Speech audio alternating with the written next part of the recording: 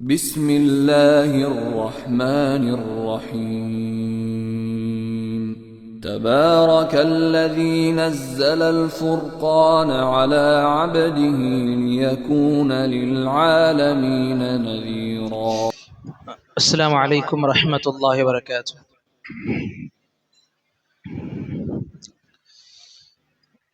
بسم الله الرحمن الرحيم. الحمد لله رب العالمين. الصلاة والسلام على رسوله الأمين نبينا محمد بن عبد الله خاتم النبيين والمرسلين وعلى آله وأصحابه أجمعين وعلى من تبعهم بإحسان إلى يوم الدين وبعد. رب اشرح لي صدري ويسر لي أمري واحلل عقدة من لساني يفقه قولي. اللهم زدنا علما وارزقنا فهما. اللهم آمين. எல்லாம் வல்ல அல்லாஹ்வை போற்றியும் புகழ்ந்தும் அவன் ஒருவனையே துதித்தும் ஆரம்பிக்கின்றேன்.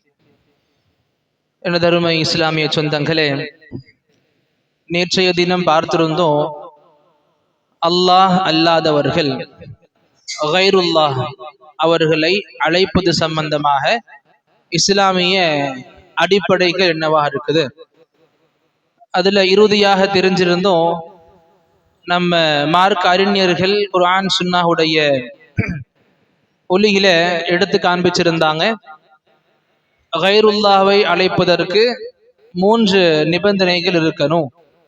இந்த 3 நிபந்தனைகள் ஒருங்கிணைக்கப்பட்டு இருந்தா அந்த இடங்கள்ல அல்லாஹ் அல்லாதவர்களை மனிதர்களை அழைக்கலாம், இதுல தப்பில்லை. அந்த 3 நிபந்தனைகள் ஞாபகம் இருக்கா?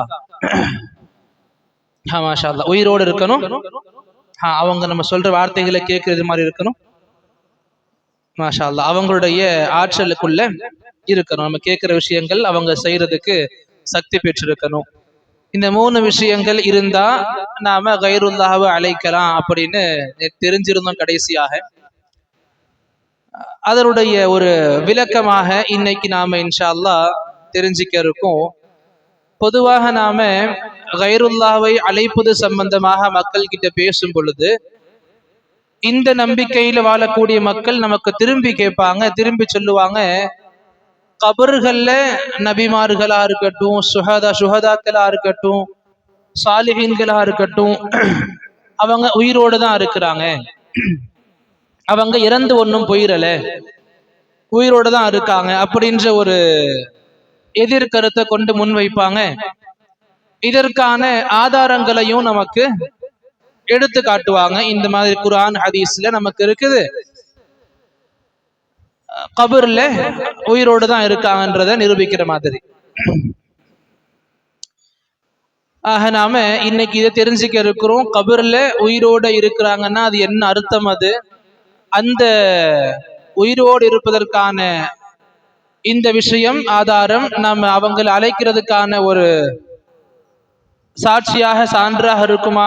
அதை பத்தி இன்ஷா அல்லாஹ் தெரிஞ்சுப்போம்.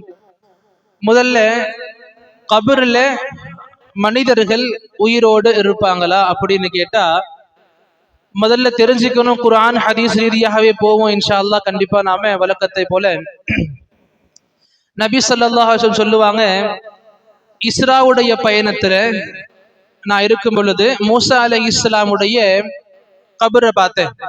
யாருடைய கபர்? நபி மூசா அலைஹிஸ்ஸலாமுடைய கபரை பார்த்தேன். வஹுவ காயிமுன் யுஸல்லி ஃபீ கப்ரிஹி, அவர் தன்னுடைய கபர்ல தொழுதுகிட்டு இருந்தாரு. மூசா அலைஹிஸ்ஸலாம் தன்னுடைய அவருடைய கபர்ல தொழுதுகிட்டு இருந்த மாதிரி நான் பார்த்தேன் அப்படின்னு நபி சொன்னாங்க. ஹதீஸ் நம்பகத்தன்மையானது, ஹதீத்தில் எந்த ஒரு பலவீனம் கிடையாது, ஆதாரமான ஹதீஸ்கள்ல இதுவும் அடங்குது. ஒரு பக்கம் அப்படி இருக்கு.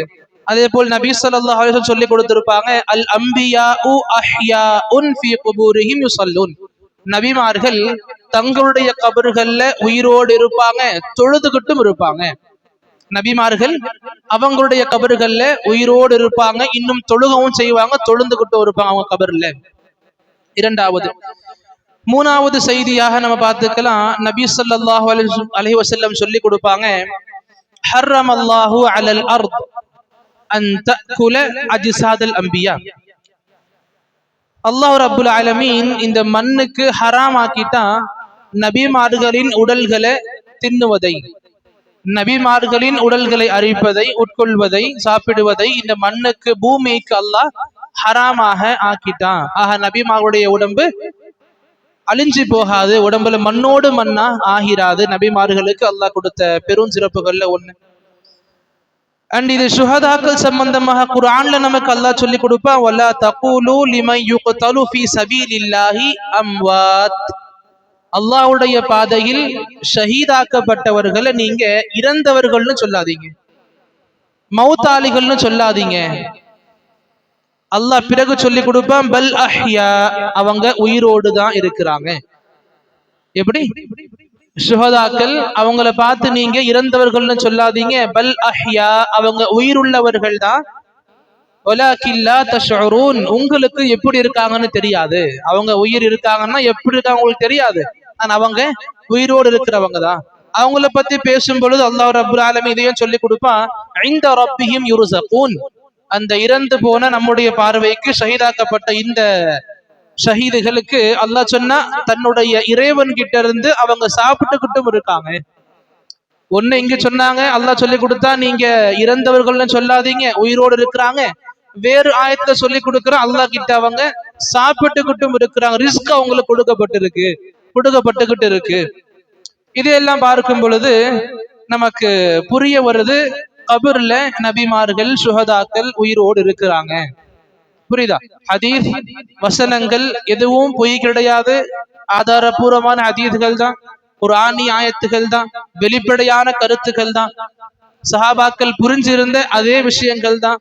இந்த ஹதீஸ்கள் வசனங்களை பார்க்கும் பொழுது நபிமார்களும் சுஹதாக்களும் கபர்ல இருக்கிறாங்க உயிரோட, அவங்க இறந்தவர்களாக இல்லைன்றது புரிய வருது.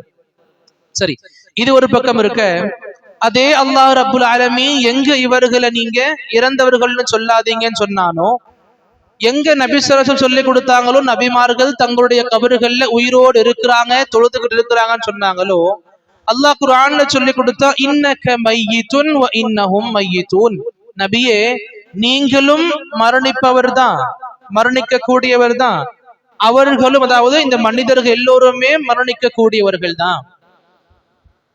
ஆயத்துக்கு புரியுதா? அல்லாஹ் சொன்ன நபியே நீங்களும் மரணிக்க போறவங்க தான், இவங்களும் மரணிக்க போறவங்க தான். அதே போல அல்லாஹ் சொல்லி கொடுத்தானே நம்ம அதிகமா கேட்கிற வசனங்கள்ல ஒண்ணு, குல்லு நஃப்ஸின் ஸாயிகத்துல் மௌத், ஒவ்வொரு ஆத்மாவும் கண்டிப்பா மரணத்தை சுவைத்தே தீரும், கண்டிப்பா மௌத்ன்ற ஒண்ணு இருக்குது. அதே போல அல்லாஹ் சொல்லுவான், குல்லு ஷைஇன் ஹாலிக் இல்லா வஜ்ஹா, அல்லாஹ்வுடைய திருமுகத்தை தவிர, அவனை தவிர எல்லாமுமே அழியக்கூடியதுதான். சூரா ரஹ்மான்ல சொல்லி கொடுப்பா, குல்லு மன் அலைஹா ஃபான், இந்த உலகத்துல உள்ள எல்லாமுமே போயிடும், இந்த உலகத்துல உள்ள எல்லாமுமே போயிடும். அல்லாஹ் பிறகு சொல்லி கொடுப்பா, குல்லு மன் அலைஹா ஃபான் வ யப்கா வஜ்ஹு ரப்பிக் துல் ஜலாலி வல் இக்ராம், அந்த கண்ணியமான திறமை கொண்ட அல்லாஹ் ரப்புல் ஆலமீனுடைய திருமுகம் மட்டும்தான் நிலைத்திருக்கும், எல்லாமுமே அழிஞ்சு போயிடும். இதையெல்லாம் வச்சு பார்க்கும் பொழுது நமக்கு இரண்டு விதமாக பார்க்க முடியுது. ஒரு பக்கம் சொல்லப்படுது இவங்க மரணிச்சுட்டாங்க, மறுபக்கம் சொல்லப்படுது அவங்கள மரணித்தவர்கள்னு சொல்லாதீங்க, உயிரோடு இருக்கிறாங்க. இன்னும் நம்ம இதையெல்லாம் வச்சு பார்க்கும் பொழுது நபி ஸல்லல்லாஹு அலைஹி வஸல்லம் உடைய இறப்பு சம்பந்தமாக பார்க்கலாம். நபி ஸல்லல்லாஹு அலைஹி வஸல்லம் இறந்தாங்க, வஃபாத் ஆனாங்க, அதனாலேயே தான் தஃபன் செய்யப்பட்டாங்க. ரைட்? இப்ப அவங்க இறக்கல அப்படின்னா யாரு அடக்கம் செய்வா நபிய? ஏன் அவங்கள புதைக்கிறோம் மண்ணுல போட்டு? இது ஒண்ணு ஆதாரமா இருக்கு, நபி இறந்துட்டாங்க. அதே போல இந்த மரண சமயத்துல அபூபக்கர் ரலியல்லாஹு அன்ஹு அவங்க தான் அந்த நிலையை எடுத்து பிடிச்சாங்க, சஹாபாக்களுக்கு புரிய வச்சாங்க. நபியுடைய வஃபாத்ன்றது அரேபியர்களுக்கு, அந்த சஹாபாக்களுக்கு மிகப்பெரிய கஷ்டமாக இருந்துச்சு. எந்த அளவுக்குன்னா, ஃபாத்திமா ரலியல்லாஹு அன்ஹா அவங்களே சொல்லுவாங்க, எங்களுக்கு பகலாக தான் இருந்துச்சு, ஆனா முழுக்க முழுக்க இருள் சூழ்ந்த மாதிரி ஆயிருச்சு, எதுவுமே எங்க மனசு எதுவுமே ஓடல, பிளாங்க் ஆயிருச்சு, நபி இல்ல, எங்க ஏத்துக்க முடியல. எப்ப நபியுடைய ரூஹு போன அந்த நாள்ல சஹாபாக்கள் சொல்றீங்க ஏத்துக்க முடியல. உமர் ரலியல்லாஹு அன்ஹு தன்னுடைய வாள் எடுத்து உட்கார்ந்துட்டாங்க. நபி இறந்துட்டாங்கன்னு யாரு சொல்லுவீங்களோ அவங்க உடம்புல இருந்து தலைய துண்டாக்கிடுவேன், நபி இன்னும் இறக்கலன்னு சொன்னாங்க. உமர் இப்படி இருக்கும் பொழுது அந்த உமரை கட்டுப்படுத்த யாரால முடியும்? ரலியல்லாஹு அன்ஹு. அப்ப அவங்க ஒரு பக்கம் இருக்காங்க. அபூபக்கர் ரலியல்லாஹு அன்ஹு, அல்லாஹ் அவங்களுக்கு கொடுத்த பெரிய ஒரு சிபத், பெரிய ஒரு திறமை. சுப்ஹானல்லாஹ். அந்த இடத்துல எல்லா இடங்கள்லயுமே அதிகமாக அழகக்கூடியவங்க அபூபக்கர் ரலியல்லாஹு அன்ஹு. எல்லா இடத்துலயும் வீரத்தை வெளிக்காட்டுறவங்க உமர் ரலியல்லாஹு அன்ஹு. இங்க நபியுடைய வஃபாத்துல பார்க்கும் பொழுது இந்த உமருடைய வீரம் கொஞ்சம் இப்படிக்கா மாறுது. நபி இன்னும் இறந்து போல, மறுபடியும் வருவாங்க, அவங்க தூங்கி சொல்லிக்கிட்டு இருக்காங்க. யாரு நபி இறந்துட்டாங்கன்னு சொல்றீங்களோ தலையை துண்டாக்கிறோம் சொல்லி உமர் கையில வாழ வச்சுக்கிட்டு இருக்காரு. அபூபக்கர் வராரு. அபூபக்கர் அந்த நேரத்துல ஊர்ல இல்ல, வெளியே போயிருந்தாங்க. ரலியல்லாஹு அன்ஹு வராங்க, நபியை பார்த்தாங்க, நபியை முத்தமிட்டாங்க. பிறகு வெளியே வந்தாங்க, உமரை பாக்குறாங்க. உமர் சொல்லிக்கிட்டு இருக்காரு.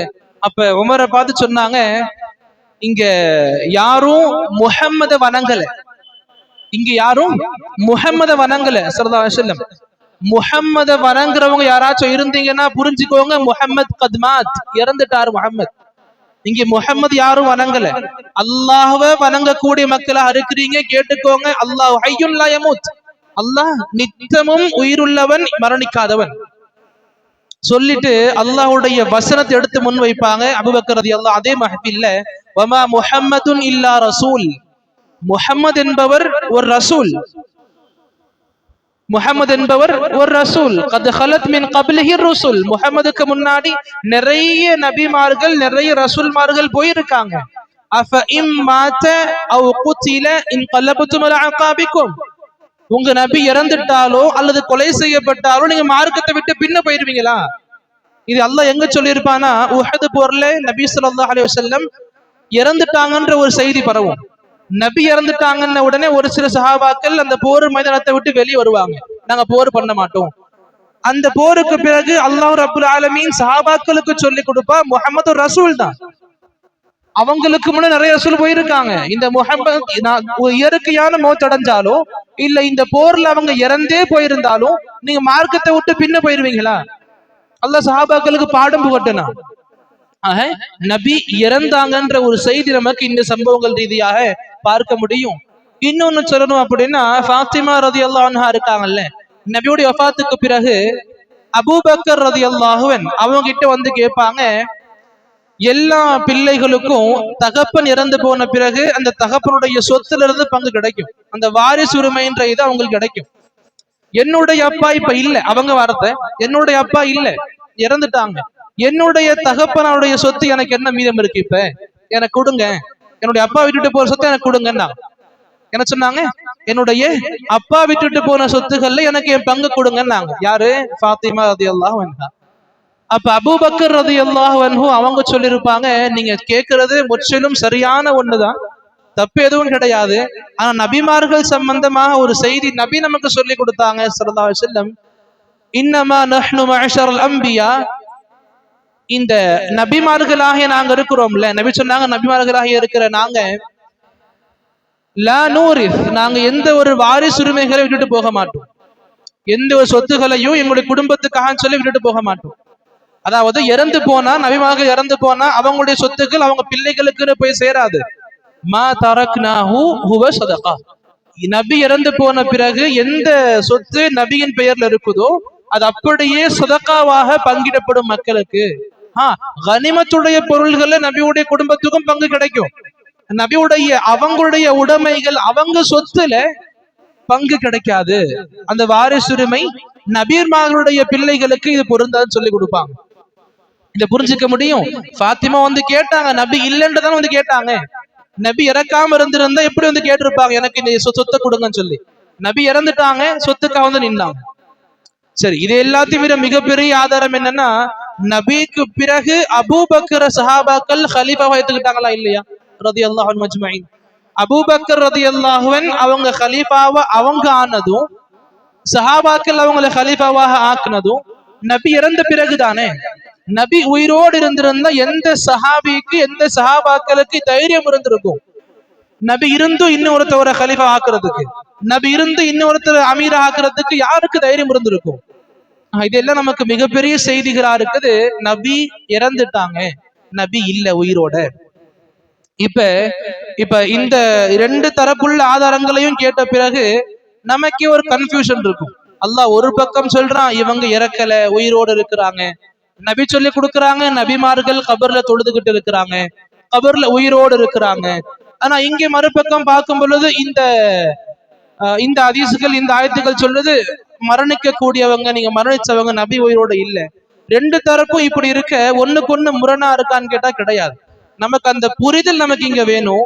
இதனாலேயே நிறைய மக்கள் சொல்லுவாங்க இந்த ஹதீஸ்கள் வசனங்கள் இருக்குல்ல, உயிரோடு இருக்கிறாங்கன்னு சொல்லி இந்த ஹதீஸ்களை வசனங்களை மேற்கோள் காட்டி சொல்லுவாங்க நபிமார்கள் உயிரோடு தான் இருக்கிறாங்க, வலிமார்கள் உயிரோடு தான் இருக்கிறாங்க, சுஹதாக்கள் உயிரோடு தான் இருக்கிறாங்க, சாலிஹின்கள் உயிரோடு தான் இருக்கிறாங்க. அப்ப அந்த மூணு நிபந்தனைகள்ல முதல்ல சொன்னோம்ல, உயிரோடு இருந்தா போய் கேட்கலாம். இங்கு நபிமார்கள் வலிமார்கள் உயிரோடு தானே இருக்கிறாங்க. அல்லாஹ் சொல்றான் குர்ஆன்ல இருக்கிறாங்க, நபி சொல்றாங்க கபர்ல உயிரோடு இருக்கிறாங்க. அப்ப நாங்க போய் கேட்கறதுல தப்பு என்ன இருக்கு? சொல்றது புரியுதா? இப்ப அல்லாவே சொல்றான், நபியே சொல்றான் கபர்ல உயிரோடு இருக்கிறாங்க. அப்ப நாங்க போய் தேவைகளை கேட்க என்ன தப்பு இருக்கு? இப்படி ஒண்ணு வருது கேள்வி. இங்கு நமக்கு ஒரு தெளிவு கிடைச்சாகணும். நம்ம இதை புரிஞ்சுக்கணும். முதல்ல இதனுடைய புரிதலுக்காக நான் நிறைய இடங்கள்ல சொல்லியும் இருக்கேன். அபுல் இஸ் அல் ஹனஃபி அலைஹி ரஹ்மா, மிகப்பெரிய மார்க்க அறிஞர்கள் ஒருத்தர், அபுல் இஸ் அல் ஹனஃபி அலைஹி ரஹ்மா, அவங்க எழுதுவாங்க, ரொம்ப அழகா எழுதுவாங்க. எந்த ஒரு மனிதனும் இந்த உலகத்துல, இது பொதுவாக எந்த ஒரு நார்மலான மனிதன் 5 விதமான வாழ்க்கையை வாழ்வான், 5 விதமான வாழ்க்கையை வாழ்வான். இந்த 5 விதமான வாழ்க்கை நார்மலாக எல்லா மனிதனுக்கும் கண்டிப்பா கிடைக்கும். அது அழகா எழுதி பட்டியலிட்டு சொல்லுவாங்க. முதலாவது, அந்த அடியான் தன்னுடைய தாயின் கருவறையில வாழ்ந்த வாழ்க்கை. அம்மாவுடைய வயிற்றுல நம்ம வாழ்ந்திருப்போம்ல குழந்தையில. நபி சொல்லி கொடுத்தாங்க 4 மாதங்கள் அடைஞ்ச பிறகு அல்லாஹ் அந்த குழந்தைக்கு ரூஹு கொடுப்பான். அந்த 4 மாசத்துல இருந்து 10 மாசம் வரைக்கும், 9 வரைக்கும், 8 வரைக்கும், 7 வரைக்கும், என்னதான் குறைப்பிரசவமா இருந்தாலும் 6 மாசம் மினிமம். அது 2 மாசம் எடுத்துக்கோங்க, 4ல இருந்து 6, அந்த 2 மாசமாவது உயிரோட உள்ள இருந்துக்குள்ள குழந்தை. அது ஒரு மனிதன் வாழக்கூடிய முதல் கட்ட வாழ்க்கை. எங்க? தாயுடைய கருவறையில. இரண்டாவது, இந்த உலகத்துல வாழ்ந்துகிட்டு இருக்கோம்ல, இந்த வாழ்க்கை முழிச்சுக்கிட்டு இருக்கும் பொழுது. மூணாவது எழுதுவாங்க, இந்த உலகத்துலதான் வாழ்வோம், தூங்கிட்டு இருப்போம்ல, அந்த தூக்கம் சார்ந்த வாழ்க்கை. சொல்றது புரியுதா? முதல்ல தாயுடைய கருவறையில வாழ்ந்த வாழ்க்கை, இரண்டாவது உலகத்துல முழிச்சுக்கிட்டு இருக்கும் பொழுது இருக்கிற வாழ்க்கை, மூணாவது இந்த உலகத்துல இருப்போம், தூங்கிட்டு இருக்கும் பொழுது கிடக்கிற வாழ்க்கை. நாலாவது சொல்லுவாங்க கபர்ல வாழக்கூடிய பர்சகுடைய வாழ்க்கை, இறந்த பிறகு கபர்ல வாழக்கூடிய பர்சகுடைய வாழ்க்கை. ஐந்தாவது அந்த மஹ்ஷர்ல மறுமையில வாழக்கூடிய நிரந்தரமான வாழ்க்கை, மௌத் இல்லாத நிரந்தரமான வாழ்க்கை. இப்படி 5 வகையான வாழ்க்கையை ஒரு நார்மலான அடியான், ஒரு மனிதன் கண்டிப்பாக வாழ்ந்து தீருவான். எதுக்கு நார்மலாக சொல்றோம்? ஆதம் அலைஹிஸ்ஸலாமுக்கு தாயுடைய கருவறை வாழ்க்கை கிடைக்கல, ஹவ்வா அலைஹிஸ்ஸலாமுக்கு தாயுடைய கருவறை வாழ்க்கை கிடைக்கல இல்ல. அப்படி பொதுவான நார்மலான இவங்கெல்லாம் கொஞ்சம் அல்லாஹ்வுடைய அத்தாட்சிகள், அல்லாஹ்வுடைய அத்தாட்சிகள், சுப்ஹானல்லாஹ். இப்படி எல்லா மனிதர்களுக்கும் இந்த வாழ்க்கை 5 விதமான வாழ்க்கை கண்டிப்பா இருக்கும். இங்க இதையும் புரிஞ்சுக்கணும், 5 விதமான வாழ்க்கைகளும் ஒண்ணுக்கொன்னு சம்பந்தப்பட்டது கிடையாது, ஒண்ணுக்கொன்னு வெவ்வேறானது. இதனாலேயே நம்ம என்னதான் உட்கார்ந்து மணிக்கணக்கா உட்கார்ந்து யோசிச்சாலும் தாயுடைய கருவறையில என்ன பண்ணிக்கிட்டு இருந்த ஞாபகம் இருக்கா நமக்கு? தாயுடைய கருவறையில பண்ணது நமக்கு ஞாபகம் இருக்குமா? இல்ல. அப்ப ஒவ்வொரு வாழ்க்கையும் கொஞ்சம் அப்படி மாறி. இப்ப நீங்க சொல்லலாம், கனவுல நடந்தது ஞாபகம் இருக்கு, எனக்கு கனவு நான் பார்த்திருக்கேன், கனவு ஞாபகம் இருக்கு. இதையும் புரிஞ்சுக்கணும். ஒவ்வொரு வாழ்க்கையும் எங்க வெவ்வேறாக பிரிக்கப்படுது அப்படின்னா சட்டங்கள் ரீதியாக வெவ்வேறாக பிரிக்கப்படுது. கனவு ரீதியாக இல்ல தூக்க நிலைமையில் நீங்க இருக்கும் பொழுது குஃப்ரான வார்த்தையே சொல்லி இருக்கலாம். எப்படி? ஷிர்கான வார்த்தையே நீங்க சொல்லி இருக்கலாம். எப்ப? தூக்க நிலையில இருக்கும் பொழுது, அந்த மயக்கத்தை இருக்கும் பொழுது. அந்த குஃப்ரான வார்த்தைகளுக்கும் ஷிர்கான வார்த்தைகளுக்கும் உங்களுக்கு பிடி கிடையாது, அல்லாஹ் கிட்ட பிடிப்பு கிடையாது. எதுக்கு? நம்ம தூக்க நிலைமையில, தூக்கத்துல இருக்கும் பொழுது, மயக்கத்துல இருக்கும் பொழுது, நம்முடைய நிலைமை நம்ம கண்ட்ரோல் இல்லாம வெளியே இருக்கும் பொழுது நம்ம குஃப்ரான வார்த்தைகளை சொன்னாலுமே நமக்கு அதுக்கு பிடி கிடையாது. அதே போல சின்ன குழந்தையா இருக்கும் பொழுது கூட தாயோட வயிற்று இருந்திருப்போம்ல, அந்த லாஸ்ட் உள்ள பிறக்கிறதுக்கு முன்னாடி ஸ்டேஜ் வரைக்கும், அந்த பிள்ளை எட்டி உதைக்கும் தெரியுமா தாய்க்கு, ஒரு விதமான வலியை கொடுக்கும். தாய்மார்கள் சுகமாக அனுபவிப்பாங்க, இருந்துமே வலி கொடுக்கும். அந்த குழந்தை வெளியே வரும் பொழுது ஒரு பெண் அடையக்கூடிய மிக உச்சகட்ட வலியா இருக்கும் இல்ல. அப்ப அந்த வலிகளை இந்த குழந்தை கொடுத்துச்சு. அப்ப அந்த குழந்தைக்கு அல்லாஹ் பாவத்தை கொடுப்பானா? சொல்றது புரியுதா? சட்டங்கள் ரீதியாக வெவ்வேறாக பிரிக்கப்பட்ட வாழ்க்கைகள் எல்லாமே. அப்படி பார்க்கும் பொழுது இந்த உலக வாழ்க்கையும் சரி, கபரு வாழ்க்கையும் சரி, எல்லாமுமே தனித்தனியான வாழ்க்கை, வெவ்வேறான வாழ்க்கை. இப்படி இதை புரிஞ்சுக்கிட்ட நாம இதை ஈஸியா புரிஞ்சுக்க முடியும். அல்லாஹ் ரப்புல் ஆலமீன் இந்த நபிமார்கள், சுஹதாக்கள் உயிரோட இருக்கிறாங்கன்னு சொன்னது உலக வாழ்க்கை சம்பந்தமாக இல்ல, பர்சகுடைய வாழ்க்கை சம்பந்தமாக. பர்சகுடைய வாழ்க்கை சம்பந்தமாக பார்க்கும் பொழுது நபிமார்கள் எல்லா மனிதர்களும் உயிரோடு தான் இருப்பாங்க. எப்படி? எல்லா மனிதர்களும் உயிரோடு தான் இருப்பாங்க. நபியா இருக்கட்டும், வலியா இருக்கட்டும், ஷஹீதா இருக்கட்டும், சாலிஹா இருக்கட்டும், முஸ்லிமா இருக்கட்டும், முஃமினா இருக்கட்டும், காஃபிரா இருக்கட்டும், முஷ்ரிகா இருக்கட்டும், முனாஃபிகா இருக்கட்டும், இல்ல இறைவனை இல்லைன்னு மறுக்கக்கூடிய ஏத்திஸ்டா இருக்கட்டும், யாரா இருந்தாலும் பர்சகுடைய வாழ்க்கையில உயிரோடு தான் இருப்பாங்க.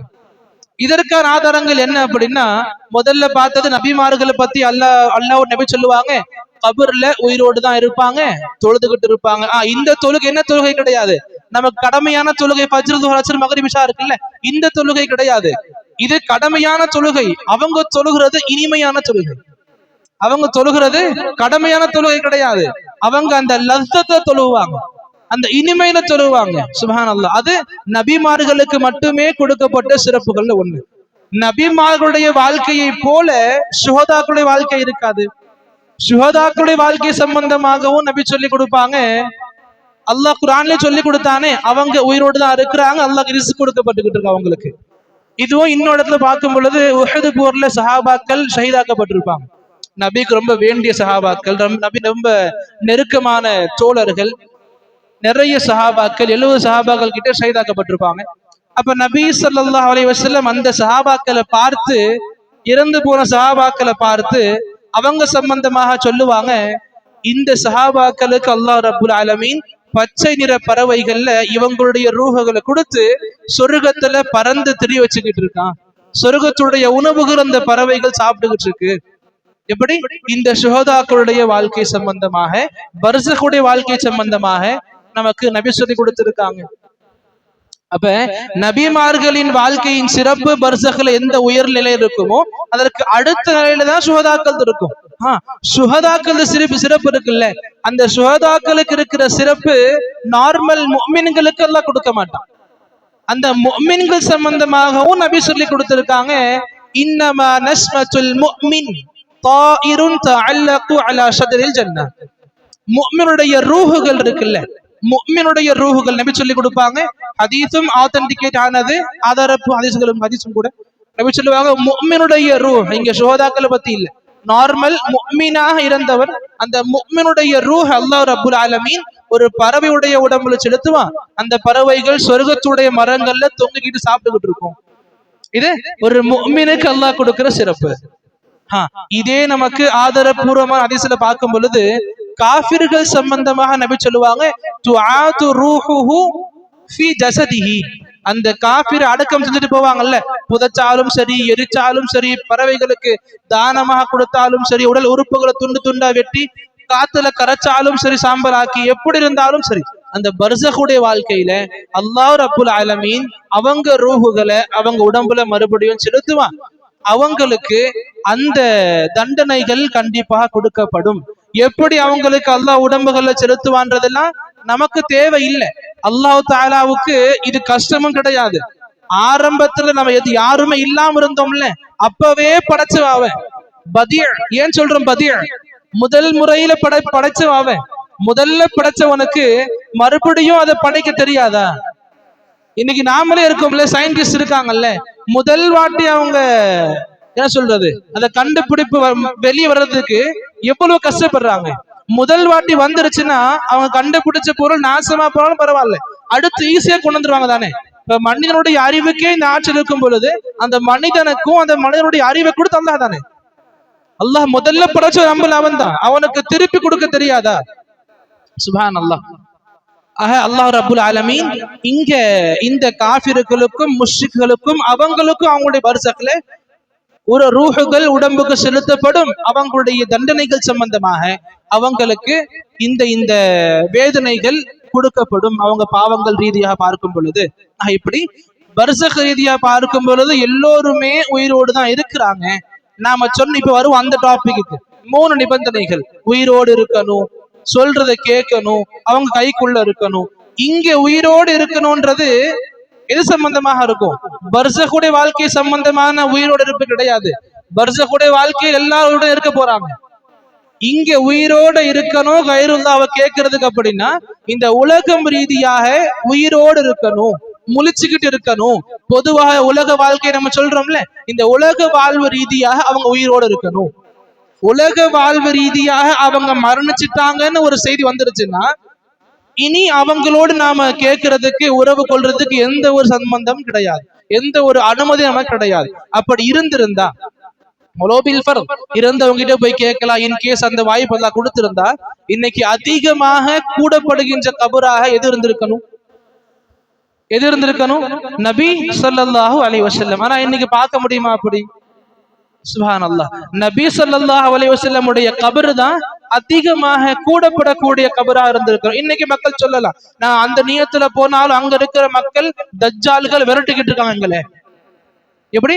அந்த நோக்கத்துக்காக போறோம், நபி கிட்ட கேட்கறதுக்காக போறோம். இந்த தஜ்ஜால்கள் இண்டுகிட்டு இருக்காங்க, துரத்துக்கிட்டு இருக்காங்களே, அல்லாஹ் அவங்க தண்டிப்பா அவங்கள.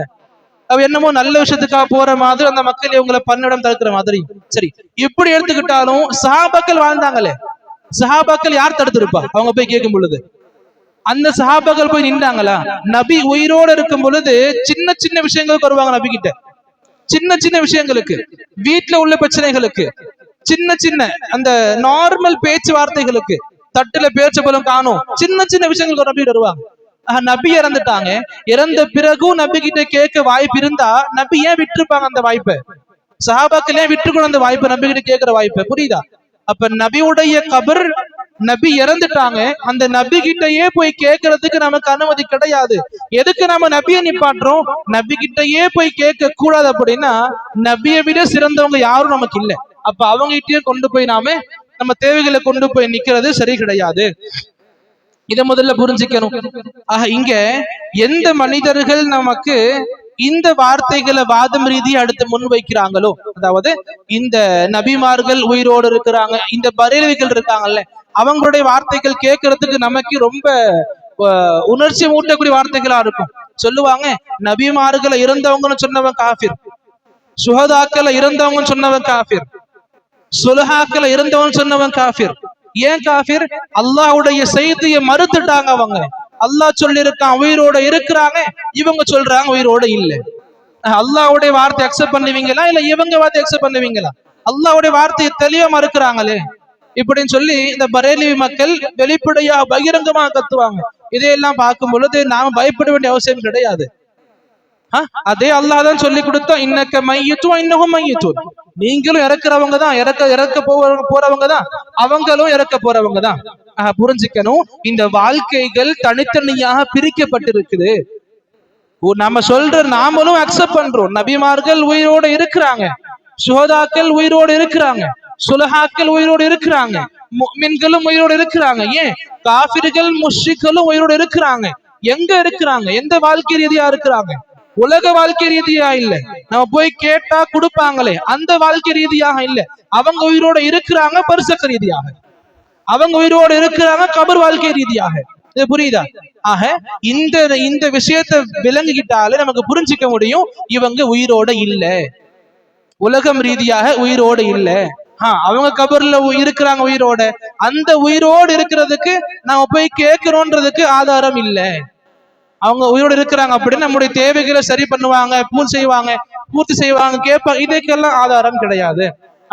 முதல் கருத்தாக பார்த்தது உயிரோடு இருக்கணும், கைருல்லா அழைக்கிறதுக்கு உயிரோடு இருக்கணும். இங்க நமக்கு தெரியுது உயிரோடு இருந்தா எந்த வாழ்க்கையில் இருக்கணும்? பர்சகுடைய வாழ்க்கையில உயிரோடு எல்லாருமே இருக்கிறாங்க, அந்த பர்சகுடைய வாழ்க்கையில உயிரோடு இருக்கிறது நமக்கு போய் கேட்கலான்றதற்கு ஆதாரம் கிடையாது.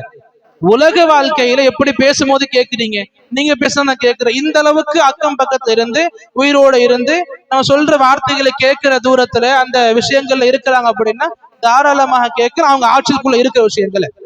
இத ஒண்ணு தெரிஞ்சாச்சா, உயிரோடு இருக்கணும். நேத்து நார்மலா பார்த்தாச்சு, இன்னைக்கு அதையே கொஞ்சம் விளக்கமாக பார்த்தோம். அடுத்து இரண்டாவது இருந்துச்சு நம்ம சொல்ற வார்த்தைகளை கேட்கணும். இப்ப அடுத்து ஒரு கேள்வி எழுப்புவாங்க, இறந்தவர்கள் கேட்கிறாங்க தானே, இறந்தவங்க கேட்காமலாம் இல்லை. இறந்து போனவங்க கபர்ல இருக்கிறவங்க இறந்தவங்களாக இல்லைன்னு கருதப்படுவாங்க. நாம மறுபடியும் சொல்லிக்கிற எங்கெங்கெல்லாம் இறந்தவர்கள் சொல்றோமோ உலகம் ரீதியாக இறந்துட்டாங்க, எங்கெங்கெல்லாம் உயிரோடு இருக்கிறாங்கன்னு சொல்றோமோ பர்சக் ரீதியா உயிரோடு இருக்கிறாங்க. இது நல்லபடியா மனசுல பதிவு வச்சுக்கிறோம் இன்ஷா அல்லாஹ். அடுத்த கேள்வி என்ன வருது, இந்த கபர்ல இருக்கிறவங்க கேட்பாங்களா? குர்ஆன் சுன்னா ரீதியாக செய்தி இருக்கு, கபர்ல இருக்கிறவங்க கேட்பாங்க, அடக்கம் செய்யப்பட்டவங்க கேட்பாங்க, நிறைய ஆதாரங்கள் இருக்கு. ஆனா அந்த ஆதாரங்கள் இதுக்கு போதுமானதா? நம்ம அவங்க கிட்ட போய் கேட்கலாம், நம்ம சொன்னா நம்ம தேவைகளை கேட்பாங்க, ரிப்ளை பண்ணுவோம், அதற்கு ஆதாரமா இருக்கான்னு கேட்டா அதுக்கு இல்ல. அது சம்பந்தமான இன்ஷா அல்லாஹ் விளக்கங்களை நாளைக்கு பார்ப்போம். அல்லாஹ் ரப்புல் ஆலமீன் நமக்கு கேட்ட விஷயங்களை முறையாக உள்வாங்கி முறையாக வெளி மக்களுக்கு குடும்ப மக்களுக்கு எடுத்து வைக்கக்கூடிய வாய்ப்புகளை வழங்கிருள்வானாக. அதே போன்று வாழும் காலம் எல்லாம் தௌஹீதை முறையாக பேணக்கூடிய மக்களாக, முறையாக எத்தி வைக்கக்கூடிய மக்களாக அல்லாஹ் நம் அனைவரையும் ஆக்கிருள்வானாக. நம்மையும் நம்முடைய குடும்பத்தார்கள் அனைவரையும் ஷிர்க்கை விட்டு நிரந்தரமாக அல்லாஹ் தஆலா விலக்கி வைப்பானாக. اللهم آمين وآخر دعوانا الحمد لله رب العالمين.